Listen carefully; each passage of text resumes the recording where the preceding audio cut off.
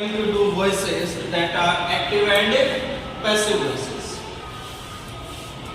Suppose we take an example, that is Ajay drives a bike. When the subject, Ajay is subject, drives is a verb or action, you can say. A bike is object. Who is doer of the action? Ajay. So Ajay is known as the doer of an action because he is driving a bike. So the sentence is known to be in which voice? Active voice. When the subject of the active voice become the object and the object of the active voice become the subject of a sentence, then the sentence is known to be in a passive voice.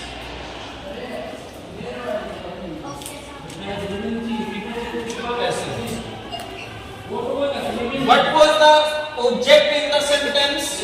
A bike. So it will become subject. What was the verb? Drives. The verb, we use past participle form of the verb with appropriate form of auxiliary be to convert the active into passive voice. So our passive voice of that sentence will be a bike is driven by Ajay. Why we use passive voice? When the doer of an action is unknown. If we don't know, if we erase it or if we hide it, or if we are unaware about the subject of the action, that doer of the action, then we can write the sentence into passive voice, because it is unimportant to know that who is the doer of an action, but what is important, that on what things the action is being performed. So on what thing the action is being performed? On a bike. What was driving? Bike. Next is when action is more important than who performed it. Third thing, in formal writing such as advertisement, report writing, formal notice, etc., we use passive voice instead of active voice. Now there are some rules to convert active voice into passive voice. Some of the rules.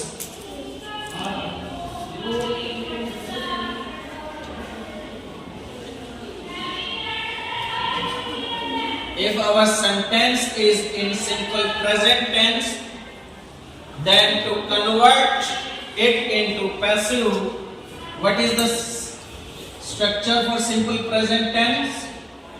Subject plus V1 plus S or ES plus object for active voice. Now what will be the passive structure for simple present tense? Subject plus is-MR plus past participle means plus object. These are nothing but just the form of verb be with the past participle. While we convert, when we have to convert the active voice of simple present into passive voice, then we have to apply the structure subject plus appropriate form of verb be plus past participle of the verb plus object. Suppose he eats a mango. He eats a mango. Subject is he, eats his verb, S or ES we use according to our subject. If our subject is I, we, you, they, then we only apply first form of the verb. But if our subject is singular of third person, then we use S or ES with main verb. V1 plus S or Yes. Since our subject is third person singular, so we use s or es with verb in active voice of simple present. Now to convert into passive voice, what we have to do? Our object is a mango. Our object of active will become subject of passive. A mango eats. Is MR plus past participle. A mango is singular or plural? Singular. So what will come is with singular. A mango is now past participle of verb. Verb is eat. What will be the past participle of eat? Eat, ate, eaten. Eat, ate, eaten. A mango is eaten by, what was the subject? He. So he will be converted into him.